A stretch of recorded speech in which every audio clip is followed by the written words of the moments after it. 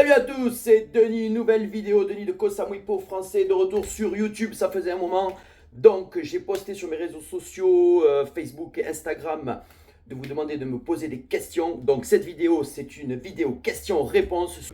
Vous m'avez posé et que vous me posez fréquemment. C'est parti, on y va, let's go. Première question de Cyril sur Facebook qui me demande comment ça se passe pour les cartes SIM en Thaïlande.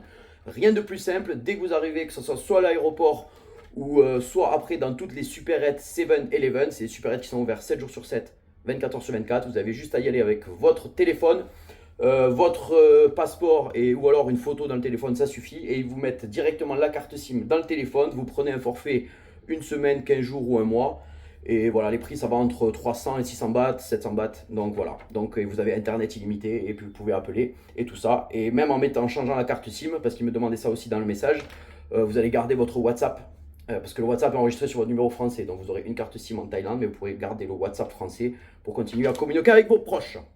Ensuite, la question de Perrine qui me demande comment est la météo pour septembre-octobre.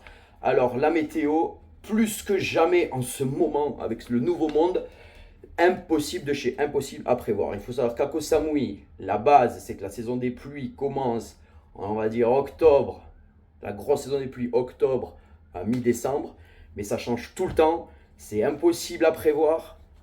Et la seule solution le conseil que je vous donne si vous voulez réserver pendant cette période-là, en fin d'année, c'est de rester flexible au maximum. C'est-à-dire, vous prenez votre billet d'avion direction Bangkok, attendez, parce que c'est la basse saison, donc dans tous les cas, les avions ne seront pas complets. Attendez avant de vous réserver pour Koh Samui.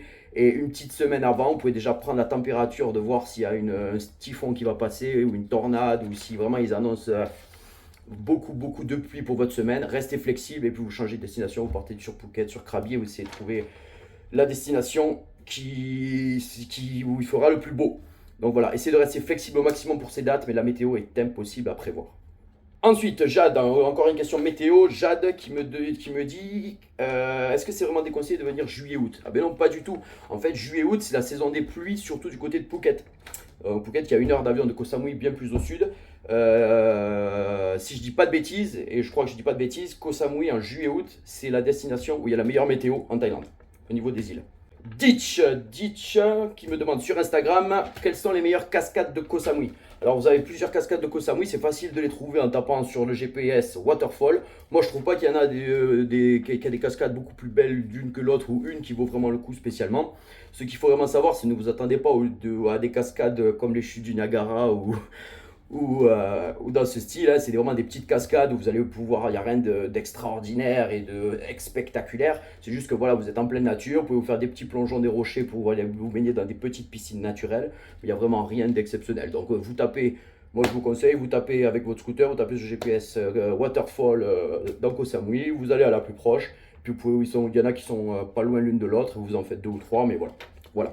Sachant que si vous venez en saison sèche de mars, avril, mai, souvent il n'a pas plu depuis 2-3 mois, donc les cascades c'est mort, il n'y a pas d'eau. Jérémy Instagram qui me demande est-ce qu'il y a un truc spécial pour le nouvel an chinois. Alors le nouvel an chinois à Koh Samui, c'est pas comme à Bangkok avec des gros festivals, des gros spectacles et tout ça. Vous allez avoir un peu d'animation dans le centre de Shawang. Souvent ils font des petites danses, des petits trucs avec dragon, tout ça au niveau du centre commercial central. Mais voilà, il y a rien de foufou et de spécial ou d'un truc à surtout pas rater si vous êtes pendant le nouvel an chinois à Koh Samui. Il n'y a pas de truc de folie quoi. Caro Lucas qui me demande les meilleurs hébergements qualité-prix. Alors là, pareil, je n'ai pas de secret pour les meilleurs hébergements. Il faut savoir que, comme partout pour les réservations sur Booking, les prix seront sûrement plus chers en haute saison, donc c'est-à-dire fin d'année, Noël, Réveillon, et puis juillet-août, ou même jusqu'à fin février, et surtout pendant les vacances scolaires. Donc les prix augmentent un peu. Donc si vous voulez avoir le meilleur rapport qualité-prix, essayez de partir en dehors de ces dates.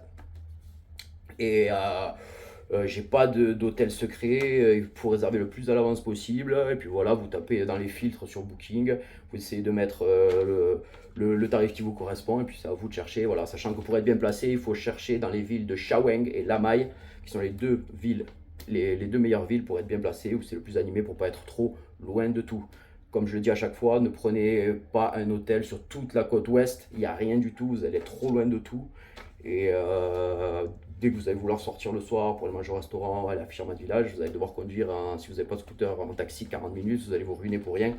Donc restez plus sur le côté nord, est, jusqu'au sud, voilà. Et après la maille, essayez d'éviter quoi. VLTN qui me demande le meilleur stand de tir à Koh Samui. Donc il y en a plusieurs, il faut savoir que c'est tous les mêmes. Moi j'en connais un à La Maille, donc je t'invite à m'envoyer un message et je t'enverrai la localisation à La Maille, qui fait des super prix, ils sont super sympas. Et voilà, il est à l'entrée de La Maille, donc en saison du monde, des fois il faut réserver. Je pourrais déjà t'envoyer les prix, et j'ai une liste avec toutes les armes et les prix. Et comme ça tu pourras voir déjà avant d'y aller, pas de souci, tu me contactes. Une question. Alors celle-là, c'est pas quelqu'un qui me l'a posée, c'est que je me le suis marqué en gros parce que tout le monde me la pose au niveau du permis international pour les locations de scooters.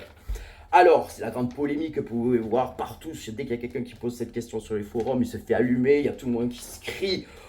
Surtout ne louez pas de scooter si vous n'avez pas de permis international, blablabla. Bla, bla, bla, bla. Alors moi, ce que je vous dis, c'est vrai. Si vous n'avez pas... déjà, à Koh Samui, sachez qu'il n'y a pas de contrôle de police. La plupart des loueurs ne le demandent pas. Alors après, c'est vous et votre responsabilité, comme je dis à mes touristes. La seule chose qui peut vous arriver, c'est que si vous avez un gros accident et que vous n'avez pas le permis international, il se peut que votre assurance ne vous rembourse pas les frais. Et là, ça peut devenir vraiment un gros problème.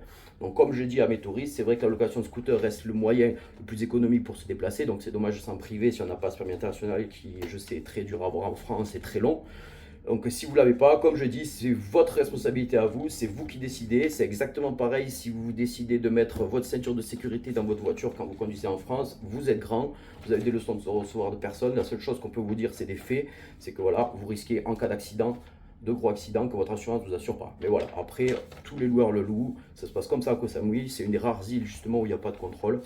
Donc voilà, si vous faites ça, soyez vraiment prudent, roulez à 30-40 km/h, comme je dis, et voilà, si vous avez un danger, un chien qui traverse la route ou quoi, vous aurez le temps de le voir, et vous n'aurez pas de gros accidents si vous roulez tranquillement, et vraiment doucement, et voilà, donc c'est vous et votre responsabilité, vous savez ce que vous risquez, mais voilà, je ne suis pas un donneur de leçons, donc vous êtes grand, vous faites comme vous voulez. Une autre question de David qui me demande comment on fait pour avoir des taxis pas chers, toujours dans les déplacements. Alors les taxis pas chers, alors il y a des applications bon, comme Bolt et tout ça, mais qui ne marchent pas très bien. Putain, ils viennent pas chercher. Il y a une autre application Grab où non, Bolt, je crois qu'ils font pas. C'est Grab qui est à Samui, mais j'ai eu plein de retours où une fois sur deux, si vous êtes un peu à l'écart, ils viennent pas chercher. Il faut savoir qu'à Samui, même les Grab et tout ça, ils viennent pas à l'aéroport parce que c'est un peu la mafia des taxis qui ont qui ont le monopole de tout ça et ils veulent pas avoir de ce genre de concurrents. Donc les applications ne marchent pas très bien. Si moi j'ai un chauffeur de taxi qui fait, il est en général 100 bahts moins cher du tarif qui est affiché à l'aéroport, vous pourrez vérifier. Donc si jamais comme vous pouvez me contacter pour les transferts en taxi et aussi pour les transferts si vous voulez aller d'un hôtel à une autre, d'un hôtel à une plage. Comme ça je vous dis le prix à l'avance, vous pouvez comparer avec le prix du taxi que dit votre hôtel. Et comme ça, vous comparez qui est le moins cher et vous prenez. Voilà. Juste me le dire à l'avance parce que mon taxi, il a beaucoup de demandes. Il a même avec 10 ou 12 véhicules.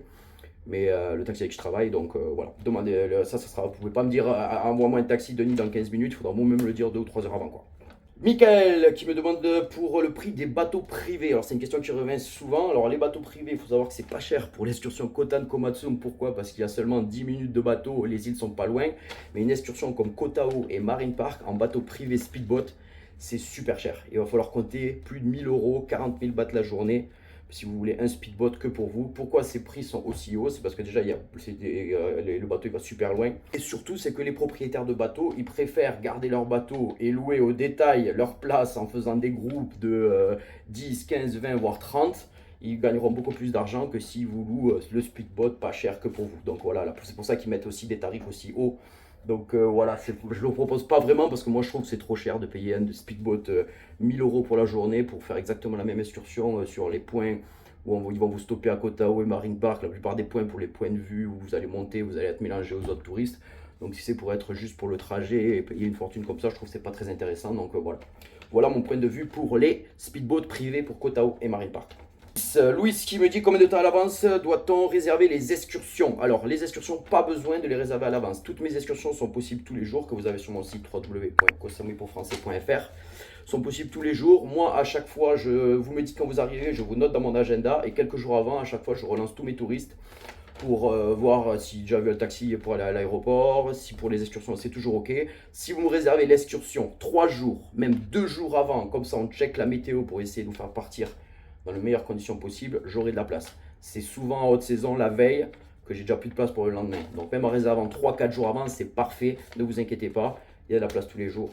Et avec ce temps-là, pas de souci, j'aurai de la place. Donc 3-4 jours, c'est parfait, on se recontacte. Moi, je vous relance. Si je n'ai pas relancé, n'hésitez pas à me relancer, pas de souci. PTT, alors lui, je sais pas comment il s'appelle. Il me demande pour le change à Koh Samui, comment ça se passe? Est-ce qu'il faut changer à l'aéroport? Donc déjà, surtout, on ne change pas en France, le taux est catastrophique. Quand vous allez arriver à l'aéroport, le taux n'est pas bon non plus. Donc vous changez le minimum pour payer votre taxi. Et après, vous avez des bureaux de change partout dans Koh Samui, ouverts toute la journée quasiment. Et là où vous trouverez le taux le plus intéressant, je vous l'avais déjà dit, c'est au centre commercial central, le grand centre commercial à Shaweng. Vous montez dans les banques en haut, il y a toutes les banques qui ont des couleurs différentes, c'est là que vous trouverez les meilleurs taux. Donc voilà, allez-y d'un coup, changez tout. Ça ne sert à rien d'attendre un jour ou deux de voir si le taux il monte ou il descend, parce que ça va bouger peut-être de 0,10. Donc même si vous changez 1000 euros, vous n'allez pas faire des énormes économies. Donc voilà, changez tout là-bas au centre commercial central à Shaweng. Une dernière question qu'on me pose souvent aussi par rapport à la cigarette électronique. Pour les fumeurs, donc la cigarette électronique est interdite en Thaïlande, mais comme beaucoup de choses qui sont interdites en Thaïlande, tout le monde le fait. Et surtout à Koh Samui, il y a des vendeurs qui vous en vendent partout dans les rues, partout sur la plage, tout le temps. La police ne dit rien. Si vous fumez dans la rue, votre cigarette électronique achetée en Thaïlande, la police ne vous arrêtera jamais, il n'y a aucun souci. Le seul risque que vous pouvez avoir, c'est si vous apportez la vôtre de France et que vous tombez sur un douanier qui est vraiment strict, qui tombe dessus. Là, il peut vous faire une amende ou des problèmes. Ça reste très très rare, mais c'est une possibilité. Moi, je ne prendrai pas le risque. Je ne fume pas, mais je ne prendrai pas le risque. Je l'achèterai directement en Thaïlande. Et à Koh Samui, vous ne risquez absolument rien. Vous verrez, tout le monde fume partout. Et voilà. Donc voilà, c'était la première session questions-réponses. Pour ceux qui m'ont posé toutes ces questions, j'espère que j'ai bien répondu. N'hésitez pas à me contacter sur mes réseaux sociaux, Koh Samui pour Français, Facebook, Instagram, YouTube. Vous me mettez en com, je vous mets mon WhatsApp. Je vous le mets même là en bas, je vous l'écris. Vous me contactez, vous me dites que vous arrivez. Si vous avez d'autres questions, n'hésitez pas. Et je vous refais une question-réponse dans quelques semaines. Comme ça, voilà, si la vidéo a bien marché et si ça vous a aidé. À bientôt. N'oubliez pas de me dire quand vous arrivez pour les vacances à Koh Samui. Merci beaucoup les amis. Abonnez-vous Instagram, Facebook, sur mes pages. Koh Samui pour Français. Merci, à bientôt. Sawadee ka.